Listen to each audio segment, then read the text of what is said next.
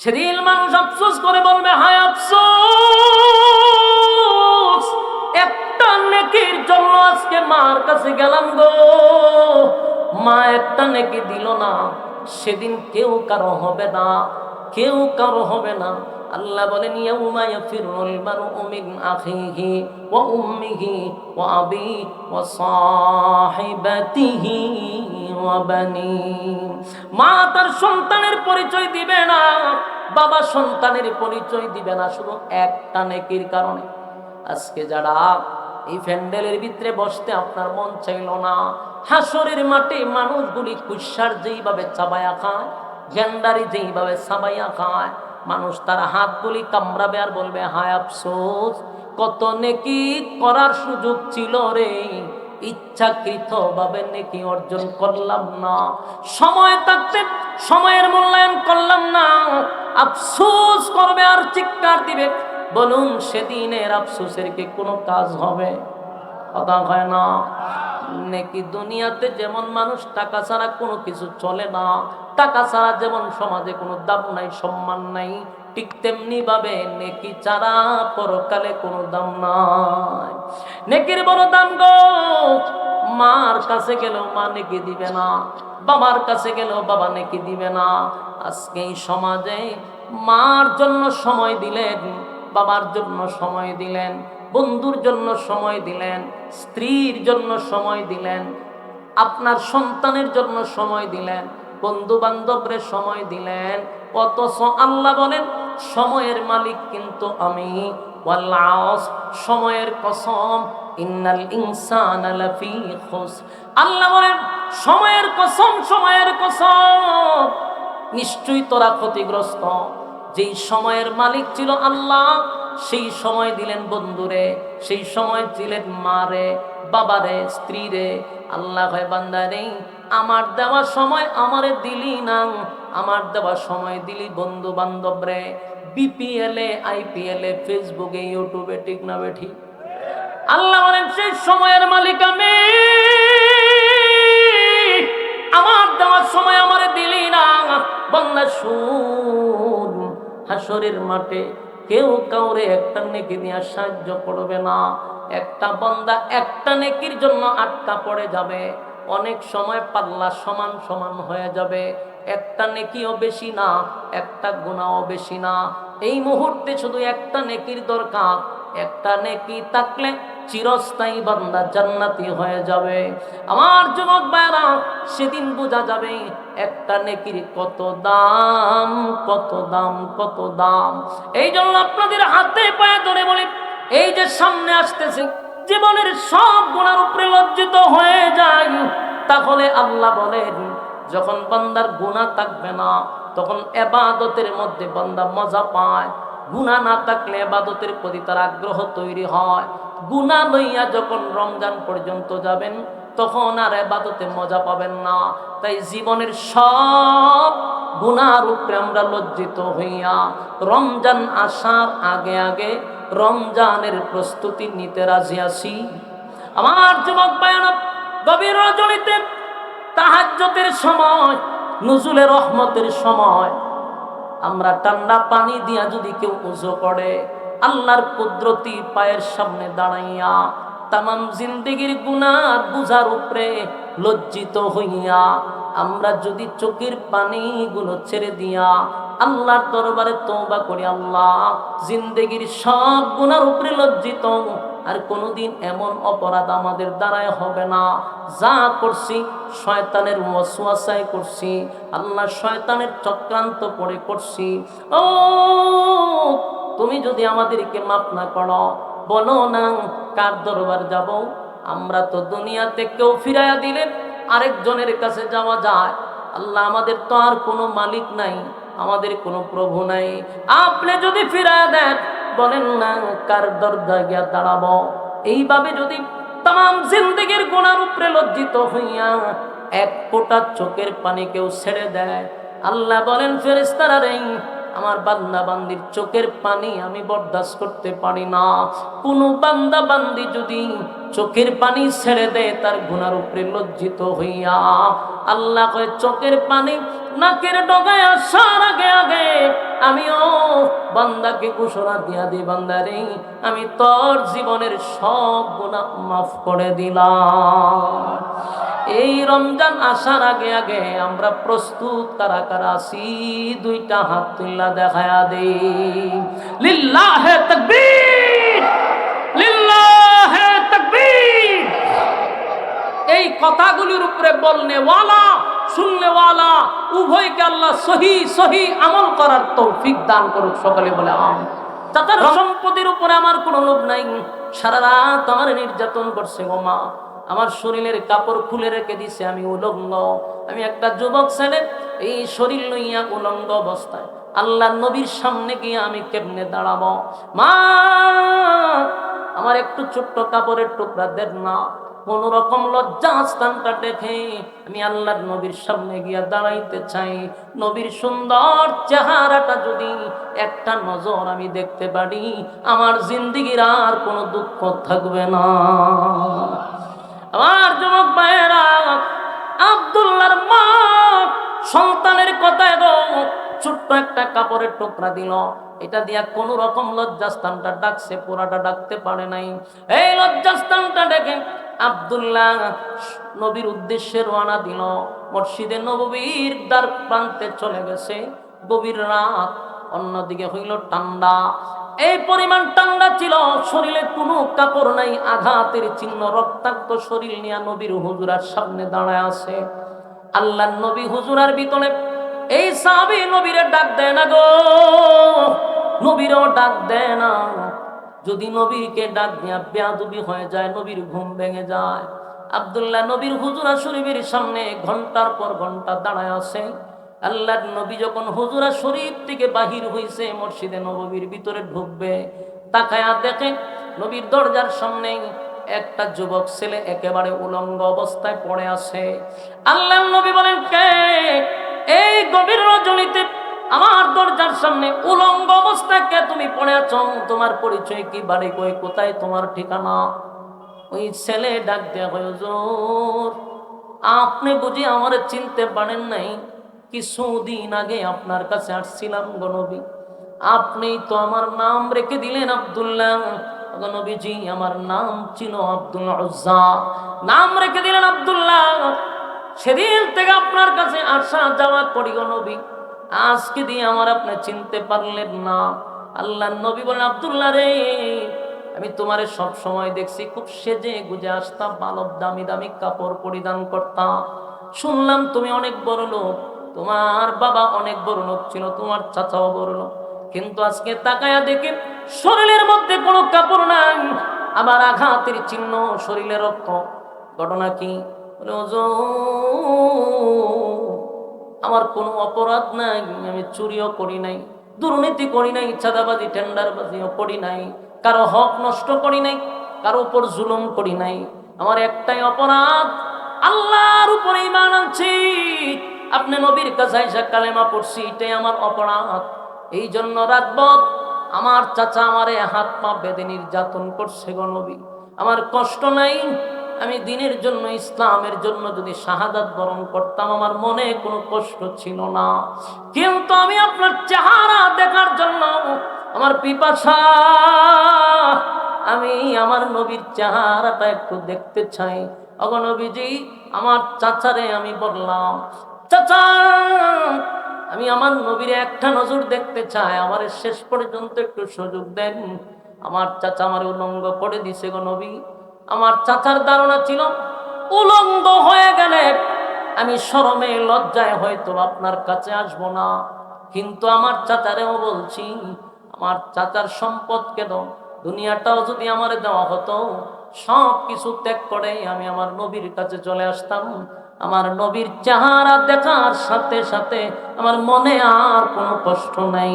চিৎকার দেয়া করুন সুবহান। আল্লাহ বলেন, আমিনু কামা আমানান নাস, ঈমান আনো ওই মানুষদের মতো যারা ঈমানের পরীক্ষা দিছে, ঈমানের পরীক্ষা দিছে। এই সাহাবায়ে কেরাম ইমানের পরীক্ষা দিছে রে। বহু সাহাবীরা দুনিয়ায় থাকতে ইমানের সার্টিফিকেট পাইছে, জান্নাতের সার্টিফিকেট পাইছে। আল্লাহর নবী নাম ধরে ধরে অনেক সময় বলছে, তুমি জান্নাতি, তুমি জান্নাতি, তুমি জান্নাতি। সাহাবায়ে কেরাম দুনিয়ায় থাকতে জান্নাতের সার্টিফিকেট পাইছে। এই জন্য আল্লাহ বলেন, তাদের মতো ঈমান আনো, তাদের মতো ঈমান আনো। আমার যুবক ভাইয়েরা, আব্দুল্লাহর এই করুণ দৃশ্য দেখে আমার নবীর চোখের পানি চলে আসছে। আল্লাহর নবী ওই সাহাবীর জড়ায় ধরে বলে, আব্দুল্লাহ, দিনের জন্য, ইসলামের জন্য ঈমান টিকায় রাখতে গিয়ে আরে আব্দুল্লাহ, আজকে শরীরে একটা টুকরা কাপড় নাই, রক্তে শরীরটা যেন রঞ্জিত হয়ে গেছে। আল্লাহর নবীর শরীরে একটা জুব্বা ছিল, সেটা আব্দুল্লাহর শরীরে দিয়া জড়ায়া ধরছে। চিৎকার দিয়া করুন সুবহানাল্লাহ। এ নবীর জুব্বার দাম আছে, নবীর জুব্বা যে সে পড়তে পারে না। এ আব্দুল্লাহর শরীরে নবীর জুব্বা পড়ায়া দিছে গো। আব্দুল্লাহরে লইয়া নবী মসজিদে নববীর ভিতরে ঢুকছে।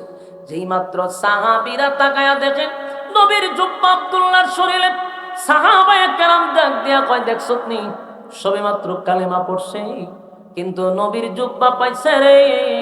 আমরা নবীর সাহাবী হইয়াও নবীর জুব্বা পাইলাম না। আল্লাহর নবী ফজরের নামাজের পরে সাহাবায়ে কেরামদের সামনে আব্দুল্লাহরে বসায় বলে, আব্দুল্লাহ রে, আব্দুল্লাহ, এই মুহূর্তে আমি এখন দোয়া করব, দুইটা হাত আল্লাহর কাছে বাড়াইব, আর আমি আমার আব্দুল্লাহর জন্য এখন দোয়া করব।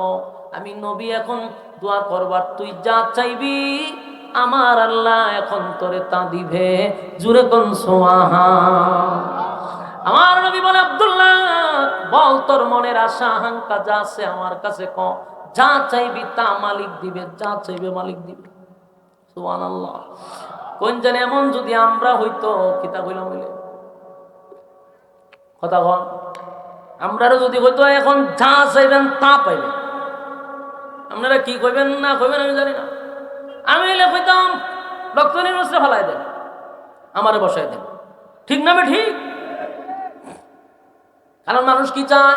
ক্ষমতা চায়। মানুষ বলতো এই আসনের আমার এমপি বানায়া দেন, কেউ হয়তো মন্ত্রী বানায়া দেন, কেউ হয়তো কানাডায় বাড়ি করে দেন, কেউ হয়তো আমার গুলশানে বাড়ি করে দেন। কিন্তু তারা তো নবীর সাহাবী, তারা তো জান্নাতি। এই সাহাবী বলে, হুজুর যা চাইব আল্লাহ কি তা দিবে। নবী বলে, এখন যা চাইবি আমি আল্লাহকে যা বলবো এখন তোরে তাই দিবে। সেই সাহাবী ডাক দেয়া বলে, নবী গো, আমি যা চাইবো মালিক যদি তা দেয়, আপনি আল্লাহরে বলেন আমি আব্দুল্লাহরে যেন আল্লাহ শহীদি মৃত্যু দান করে। এরা হলো নবীর সাহাবী, শহীদি মৃত্যু চায়, শাহাদাতের মৃত্যু চায়। আল্লাহ নবীর সাথে সাথে দোয়া করলেন, আল্লাহ আমার আব্দুল্লাহ শাহাদাতের মৃত্যু চায়, তবে বেঈমানদের তরবারি আমার আব্দুল্লাহর জন্য আপনি হারাম করে দেন। আল্লাহ নবী যখন এই কথা বলল, আব্দুল্লাহ কয়, হুজুর আমি সেই শহীদি মৃত্যু, আর আপনি কোন বেঈমানের তরবারি আমার জন্য হারাম। আমার যুবক ভাইরা, সেই আব্দুল্লাহ যখন কোরআন তেলাওয়াত করত, জুরে জুরে পড়ত, সাহাবায়ে কেরাম নবীর কাছে কমপ্লেন করত, হুজুর তার তেলাওয়াতের যন্ত্রণায় আমরা বসতে পারি না, শুধু চিল্লায়। আল্লাহ নবী সাহাবীদেরকে বলে, সাহাবীরা রে, তারে তোমরা বাধা দিও না, সে জুরে জুরে পড়তে থাকো, তারে বাধা দিও না। তার কলিজার ভিতরে কত যন্ত্রণা আমি নবী জানি, কত যন্ত্রণা নিয়ে আসছে। মা চাললো, বাবা চাললো, সম্পদ চাললো, সারা রাত নির্যাতনের শিকার হইল, উলঙ্গ অবস্থায় আমার দরবারে আসছে। আমার আব্দুল্লাহরে তোরা বাধা দিস না, কোরআন যদি পড়তে চায় জুরে জুরে পড়ো, কোন কাজে আব্দুল্লাহরে বাধা দিবি না। সে আব্দুল্লাহ একদিন যুদ্ধের ময়দানে রওনা দিল, রাস্তার মধ্যে আব্দুল্লাহ জ্বরে আক্রান্ত হইয়া দুনিয়ার থেকে বিদায় হয়ে গেছে। আল্লাহ নবীর কাছে খবর আসছে, হুজুর আব্দুল্লাহ দুনিয়ার থেকে বিদায় হয়ে গেছে। আমার নবী বলে, সাহাবীরা রে, আমার আব্দুল্লাহকে আমার আল্লাহ শাহাদাতের মর্যাদা দান করছে। তবে সাহাবীরা আব্দুল্লাহর জানাজা আমি নবী পড়াবো, আমি নবী আব্দুল্লাহর জানাজা পড়াবো। জানাজার আয়োজন হয়ে গেল, নবী নিজে আব্দুল্লাহর জানাজা পড়াইল। জানাজা পড়ানোর পরই শেষ নয়, আল্লাহর হাবিব আব্দুল্লাহর লাশের পিছনে হেঁটে হেঁটে কবরে গেছে। কবরে গিয়া নবীজি কবরে লাইমা গেছে। লাইমা কয়, সাহাবীরা রে, আমার আব্দুল্লাহর লাশ আমার কাছে দে। নবীজি নিজের হাতে আব্দুল্লাহর লাশটা জড়ায়া ধরছে, দইরা উপরের দিকে তুলে বলে, মালিক, এই আব্দুল্লাহ ইসলামের জন্য, দ্বীনের জন্য তার জীবনে বড় ত্যাগ আছে। আল্লাহ, রক্তাক্ত শরীর লইয়া আব্দুল্লাহ আমার হুজুরা শরীফের সামনে দাঁড়াইছিল। একেবারে উলঙ্গ একটা যুবক ছেলে কতটা নির্যাতনের শিকার হইয়া আসছে। আল্লাহ, আমার আব্দুল্লাহর প্রতি আমি নবী খুশি। আল্লাহ, আপনিও আমার আব্দুল্লাহর প্রতি রাজি আর খুশি হয়ে যান। এই দৃশ্য দেখার পরে সাহাবায়ে কেরামরা কান্না শুরু করছে। বিশেষ করে নবীর সাহাবী হযরত আবু বকর সহ ওমর সহ বড় বড় সাহাবীরা মাটিতে চিৎকার দিয়া পড়ে গেছে আর ডাক দিয়ে, আমার আব্দুল্লাহ কত বড় কপাল লইয়া মরলি, এই লাশটা যদি তোর না হইয়া আমার হইতো, কত ভাগ্য ছিল রে। যে জায়গায় নবী নিজে সার্টিফিকেট দিয়া দিল, নবী খুশি আব্দুল্লাহর প্রতি। আর নবীর কোল থেকে আল্লাহর কুদরতি কুলে নবী ছেড়ে দিল। সাহাবীরা কান্দার ভাই, আব্দুল্লাহ তোর কপালটা কত ভালো, আমার নবী দুনিয়ায় থাকতে স্পষ্ট সার্টিফিকেট দিয়া দিছে, আমি নবী আব্দুল্লাহর প্রতি রাজি আর খুশি। সুবহান। আমার যুবক ভাইরা, আমিনু কামা আমানান নাস, আল্লাহ বলে ঈমান যদি আনতে হয় তাদের মতো ঈমান আনো যারা ঈমানের পরীক্ষায় ফার্স্ট ডিভিশনে পাস করছে। এরে, আমরা যে দাবি করি ঈমানদার, এই ঈমান লইয়া কবরে গেলে আমরা কোনোদিন জান্নাতের ঘ্রাণও পাবো না। তাই ঈমান দাবির বেলায় নয়, ঈমান কাজের বেলায়। ঠিক না বেঠিক? ঈমান হবে কাজের বেলায়।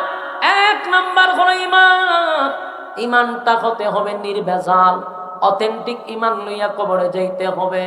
দুই নাম্বার হলো ওয়ামিলুস সালিহাত, নেক আমল, নেক আমল, নেক আমল, নেক আমল।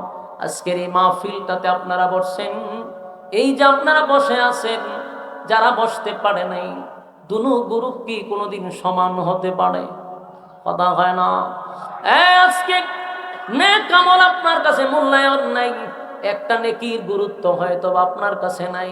দুনিয়ায় থাকতে কেউ নেকির গুরুত্ব বোঝে না, কিন্তু আল্লাহর নবী বলেন হাসরের মাঠে এই একটা নেকির জন্য মানুষ মার কাছে যাবে, মার কাছ থেকে একটা নেকি পাবে না। বাবার কাছে যাবে, বাবা একটা নেকি দিবে না। স্ত্রীর কাছে যাবে, স্ত্রী একটা নেকি দিবে না। সেদিন মানুষ আফসোস করে বলবে, হায় আফসোস, একটা নেকির জন্য আজকে মার কাছে গেলাম গো, মা একটা নেকি দিল না। সেদিন কেউ কারো হবে না, কেউ কারো হবে না। আল্লাহ বলেন, ইয়াউমা ইয়াফিরুল মারউ মিন আখিহি ওয়া উম্মিহি ওয়া আবি ওয়া সাহিবাতিহি ওয়া বানি। মা তার সন্তানের পরিচয় দিবে না, বাবা সন্তানের পরিচয় দিবে না, শুধু একটা নেকির কারণে। আজকে যারা এই প্যান্ডেলের ভিতরে বসতে আপনার মন চাইল না, হাসরের মাঠে মানুষগুলি কুশার যেইভাবে চাবায়া খায়, গেন্ডারি যেইভাবে চাবাইয়া খায়, মানুষ তার হাতগুলি কামড়াবে আর বলবে, হায় আফসোস, কত নেকি করার সুযোগ ছিল রে, ইচ্ছাকৃত ভাবে নেকি অর্জন করলাম না, সময় থাকতে সময়ের মূল্যায়ন করলাম না। আফসোস করবে আর চিৎকার দিবে। বলুন, সেদিনের আফসোসের কি কোনো কাজ হবে? কথা হয় না। নেকি দুনিয়াতে যেমন মানুষ টাকা ছাড়া কোনো কিছু চলে না, টাকা ছাড়া যেমন সমাজে কোনো দাম নাই, সম্মান নাই, ঠিক তেমনি ভাবে নেকি ছাড়া পরকালে কোনো দাম নাই। নেকির বড় দাম গো। মার কাছে গেলেও মা নেকি দিবে না, বাবার কাছে গেলেও বাবা নেকি দিবে না।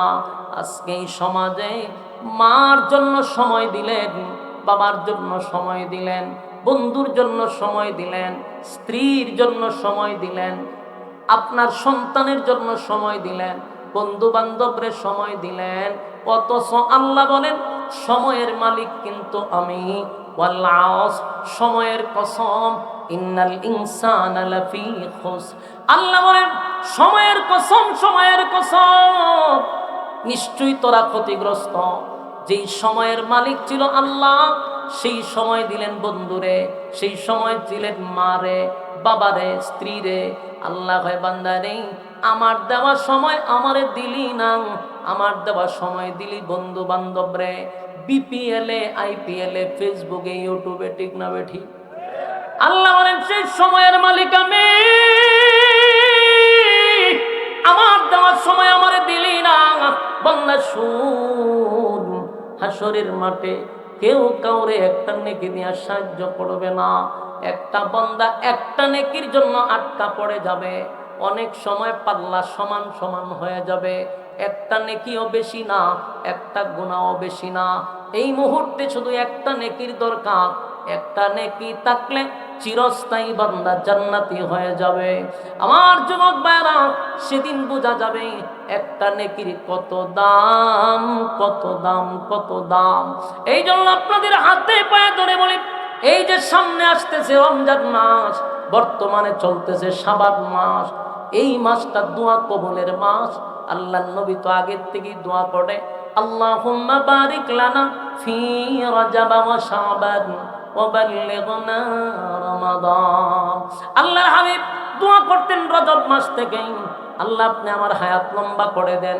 রমজান আসার আগে আগে রমজান মাসের সামান তৈরি করার সুযোগ করে দেন। আল্লাহ রমজান মাস পর্যন্ত লম্বা হায়াত বাড়ায়া দেন। কারণ রমজান হলো ইবাদতের একটা সিজন। বলুন কি? ইবাদতের সিজন। প্রত্যেকটা মানুষের যেমন ব্যবসার ক্ষেত্রে সিজন আছে, ইমানদার বান্দা বান্দির জন্য ইবাদতের একটা সিজন আছে।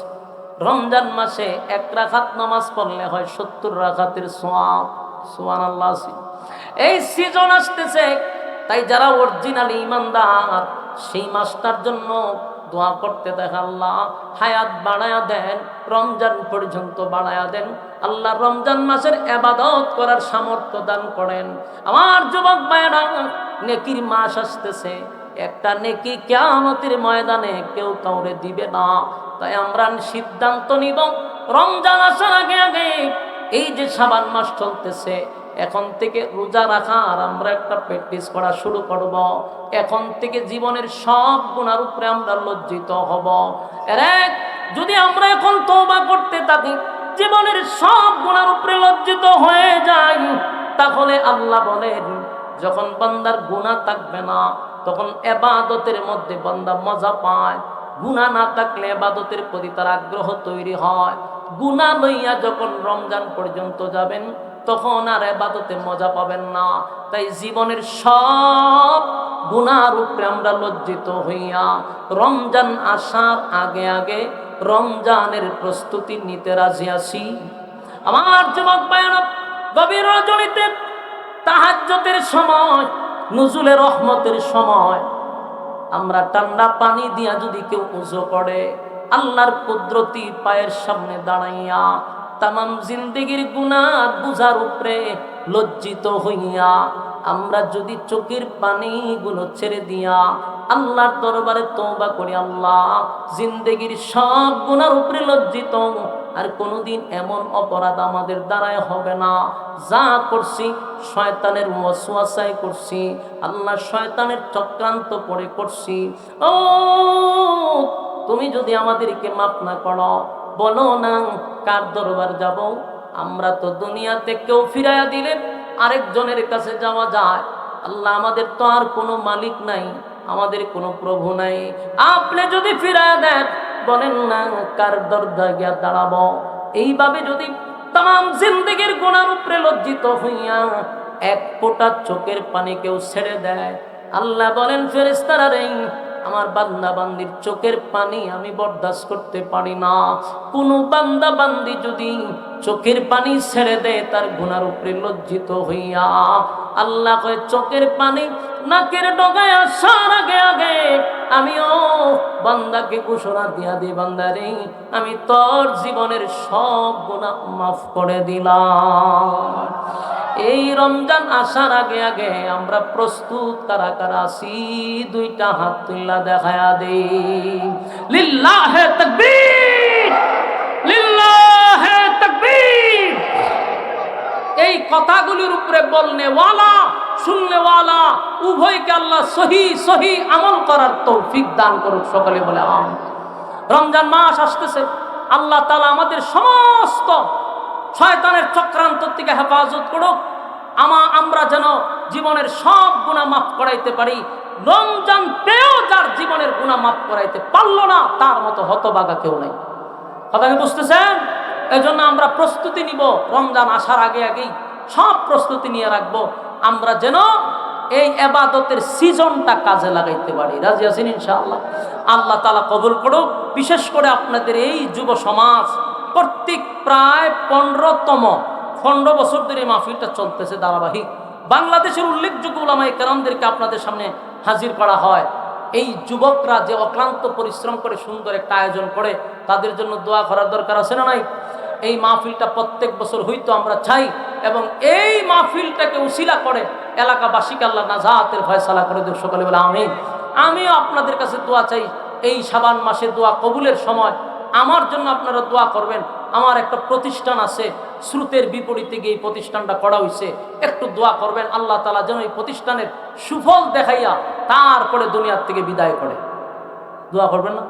দোয়া করেন আল্লাহ তাআলা যেন এই প্রতিষ্ঠানের সমস্ত জরুরত গাইবী খাজানাত থেকে পুরা করে দেয়। আমিন।